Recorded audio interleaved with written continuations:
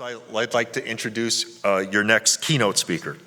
It is Hao Zhang, CEO of ScaleFlux, and Hao, before joining and founding ScaleFlux, he held senior engineering positions at Fusion.io, Sandforce, and LSI. And just from that alone, you can see that he's eminently qualified in order to lead ScaleFlux in this new computational storage arena. Hao has a PhD in electrical engineering from Rensselaer Polytechnic University, and he's recognized as a pioneer in the development of LDPC technology. So please welcome please join me in welcoming Hao Zhang, CEO of ScaleFlux. Thank you, Frank. Good afternoon, Fresh Memory Summit. It's exciting. As the only startup that receives the award together with so many distinguished public companies, we are really honored. The credit goes to our team. They did a fantastic job. And also, thanks for everyone voting for us. With that, let's kick off with a short introduction video.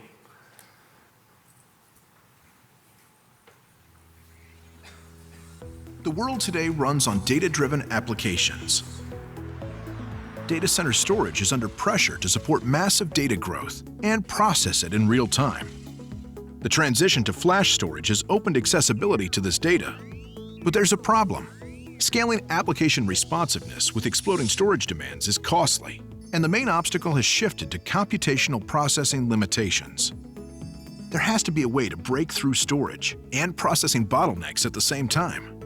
Introducing ScaleFlux, the pioneer in computational storage. By taking an SSD with terabytes of low-latency flash storage and adding complex compute engines that are directly integrated into programmable hardware, ScaleFlux opens processing and storage I/O bottlenecks by bringing compute right to the data. Computational storage easily integrates into standard servers. It provides responsive performance, affordable scaling, and an agile platform for compute and storage-intensive applications. Unleash data-driven apps with ScaleFlux Computational Storage.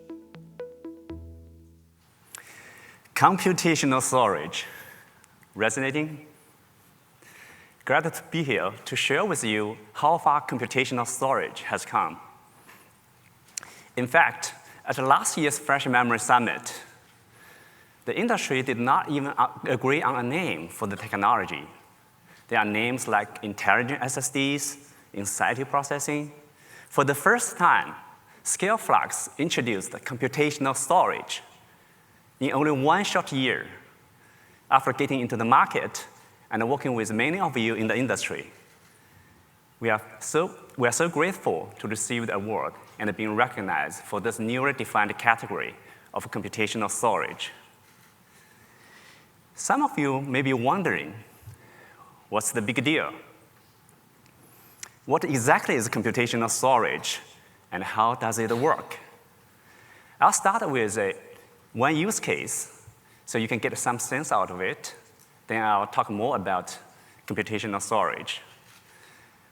One use case is from AliCloud, one of the largest cloud service providers, who sees immediate and dramatic benefit from computational storage in their infrastructure. AliCloud, technical issue.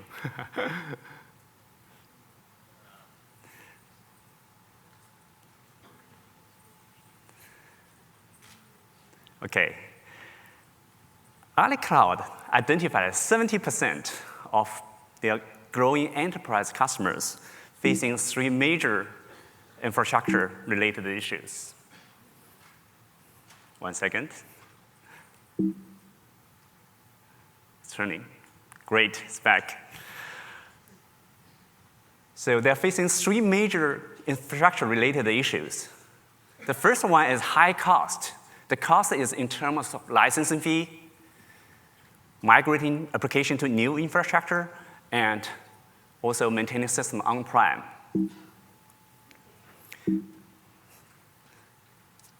Okay. The second issue is the data islanding.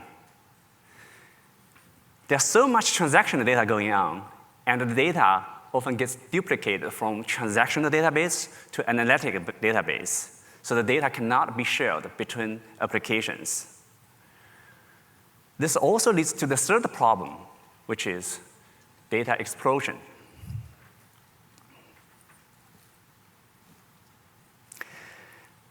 So this makes IT infrastructure scaling extremely cost prohibitive. These are big problems, right? But the big problems also means great opportunities. So for the solution, any solution at cloud demands should be at cloud economics, which means the customer can pay for the service. And meanwhile, what's even more critical is keep infrastructure cost low, which means, in other words, they want to do much more with less. The second is unified storage. By building hybrid platform that enable the same exact data can be shared between applications. In this way, we do not have to move the data across applications, which also reduce the data explosion problem. The third thing is, for highly efficient system, we need the computing power focused on the data analytics, not wasting on massive compute on the data movement. So this is where the ScaleFlux computational storage comes in as a critical component in the infrastructure. Also support an amazing solution called PolarDB. PolarDB is a hybrid transactional and analytical database that can do real-time processing on top of transactional database. So there's no more lagging between two types of workload. And also because of unified storage, the cost is much lower. There are a lot of other cool features in PolarDB. The one key enabler for this technology is hardware accelerated computation at a storage device, which is called computational storage. What's the magic? First, intelligently manage the data so we can optimize for the performance and the latency. Second, by bringing the compute to the data so we can do pre-processing for the data and save massive amount of data movement. In this way, we can also save tremendous power, storage cost, and processing latency. The third thing is programmable hardware, because we need the solution can evolve in the system. In this way, we can deliver from idea to the proof of concept in only 6 months. And the result is extremely promising. Together, we are seeing 10 times improvement in terms of analytic and transactional processing capability. And also, with the unified storage, we only need half of the storage capacity. 10 times at half the storage cost. Computational storage is really transforming how the IT infrastructure is architected and how the flash storage is deployed at a large scale. Now it's getting more interesting, right? Let's dive in and talk about how the computational storage should be designed in the right way. We are big believers for cohesive design of flash storage from 3 major aspects. First one is open channel flash management for controllable data placement. The second is computation acceleration for solving both computing and storage bottlenecks at the same time. The third one is solution agility for easy application integration. Let's first look at why we choose open channel flash management. In today's cloud environment, especially for hyperscalers, people like open channel management for reasons, because it can help optimize the flash utilization, and also it improves the performance and the latency. Let's see what's the design points. The first one is to enable the application to control the data placement. With the application awareness, we can place the data on the drive for the performance and latency. And the second design point is design the FTL, or flash management, in a global view. It provides more dimension to minimize the over-operation redundancy, as well as the write amplifications. And the third point is the capability to supply multiple tenants.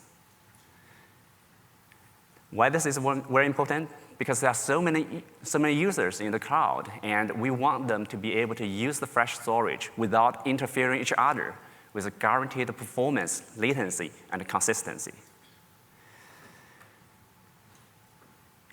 Another popular application in the cloud is the KV store. As we know, the KV store, they want to access data in an object-oriented way. So by simply mapping the KV store on top of block I/O storage is leaving a lot of performance on the table. And what we can do with open channel flash management is we can tailor the FTL, optimize it for KV store. In this way, we can have really high efficient KV interface and convenient for applications. Let's look at the benchmark result. This is a benchmark of Aerospec certification. Aerospec is the best performing NoSQL database based on flash storage. It elegantly uses the flash storage for the performance and scalability. And it even beats the Redis, which is in-memory key value store database. The reason is from software, they optimize the way so to utilize the consistent and low latency of the flash design. Here, what we are measuring here along y-axis is the read transaction percentage that over 1 millisecond. As we know, it's important to minimize that long latency, right? So the number, the lower, the better. During the test, the first NVMe SSD actually stops as the garbage collection kicks in. And the second NVMe drive can continue run, but at much higher latency and percentage of the latency over 1 millisecond. Let's look at the host FTL optimized computational storage. We can see much better latency and consistency. Right? So this is a critical base when designing computational storage. Of course, there are many other values for computational storage. For example, it's easy tune for the application, and also it enables easy transition from 3D NAND generations, particularly with the QLC getting into the production. And also, it can easily extend it for other storage class memory, like CrossPoint and MRAM. There's no doubt a lot of value in this model, right? To make it mainstream, there are a lot of initiatives will be needed, like Microsoft Denali project, like Ali Open Channel SSD project. We'll be happy to help to drive the standardization in this area. Let's switch our gear a bit and talk about why does it make sense to have the computing engines into flash storage. As a tech geek, the next slide is going to be my favorite one. So ready for acceleration? Let's go. In a server, usually data move from the storage to the memory, and the CPU does the computation. Right? As the data grow, you will need more storage, more memory, and more processing power. What do? Most people will just simply add in more servers, scale it out. However, the problem is the data is growing much faster than ever. So the CPU will need to process a lot more data to manage those data in the background, as well as supporting more and more applications. Meanwhile, there are more data are loaded from storage to the memory. This is not sustainable. So we must solve both computing and storage bottleneck at the same time, solve them simultaneously. How to do that? The best way to do that is actually bring the fast storage, which is flash, and also the heavy lifting computing function. Bring them together to form the computational storage subsystems. In this way, we can reduce massive amount of data movement. So we do not have to throw everything to the CPU and the DRAM. The second is we can speed up the data-intensive fixed functions, as we can run much more efficient than the x86 CPU for this type of function and workload. And the third benefit is actually very important is the parallelism. By parallelizing compute across multiple drives, you are going to see even more gain. As you can add more and more drive. Actually, you actually can add dozens of drives in a server. Right? This is the key principle behind the computational storage. Of course, there are many trade-offs and considerations in the last few years that we have learned. We have to make it practical for the customers, not just for a science project, right? So people tried many different ways. For example, using ARM processor to do some local processing and offload some type of work. However, in the data center, if the x86 is not good at those functions or workload, the ARM CPU is not going to do any better. So in this case, the FPGA is a great choice. Manish from Xilinx, early on in his keynote, he demonstrated a tremendous number of applications that FPGA can help. And we are big believers on that as well. So that's why we are focusing on the data-intensive and the fixed functions that we can implement in the FPGA in an efficient way, and also run much faster than the x86 CPU. By parallelizing the computation across multiple drives, we are going to see even more gain. Let's look at a few examples. The first example that I'm going to show here is how the computing on the compression scales over multiple SSDs versus computational storage. Let's plug in 4 SSDs in a server and run the compression for the write file with the compression. And then we can see the performance actually cannot scale because this is a CPU-bounded problem. The computational storage changes the game. As we add more computational storage device into the system, we can see the performance can actually scale together because when you add more storage I/O and the capacity, you also balance the computation capability. The second example I want to show here is a fuzzy search. As you know, the x86 CPU is very good at exact matching, but for the fuzzy search, it's really slow on the x86 CPU. In this case, we can plug in 24 drives in a storage server and run the fuzzy search. As you can see, with a regular NVMe SD, we are not going to see the performance scaling. What's the reason? Again, it's a CPU-bounded problem. Each of our x86 CPU can run about below 50 megabytes per second for this type of fuzzy search. And with 16 cores, what you can get? It's only around 700 megabytes. With computational storage, each of the device can run about 3 gigabytes per second. And with 24 drives, you are going to see around 100 times improvement. That's the power of computational storage. Of course, identifying the right workload and the function is extremely important. We started accelerating the common algorithm at the infrastructure level. The reason we started here is we want to quickly identify the wide market fit for the computational storage. As we move to the platform level, especially for the big data and the database platform, there are a lot of opportunities. We find that a lot of algorithms are actually ideal to execute at the storage engine level just like the one that we worked with Alibaba. The computational storage is an evolution. As we see, there are more applications like AI, genomics, CDN, and search. They all demand more fresh storage. So we are seeing more opportunity to accelerate those applications as well. The last point I want to talk about is the solution agility. In today's market, the agility is extremely important.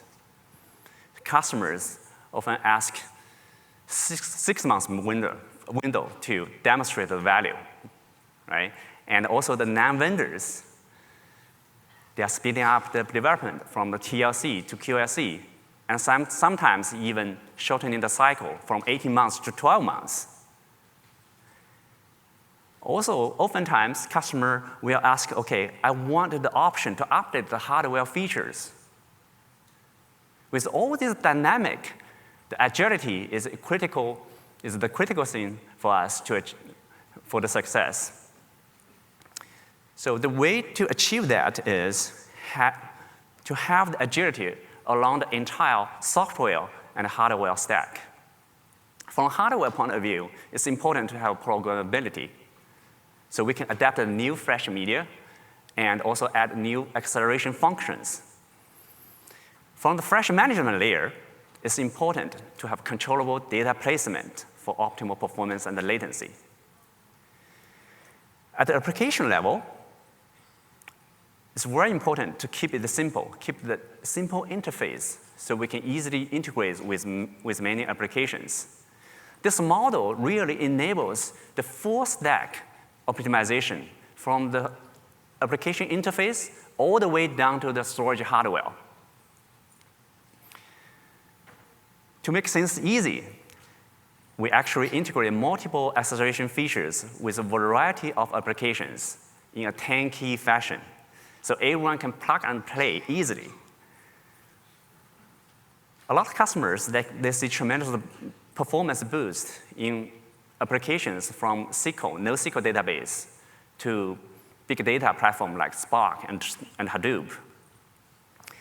And to make things even easier, we actually qualified the computational storage with Tier 1 OEMs.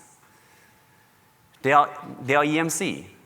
They provide the ESI qualification program targeting for the large-scale deployment.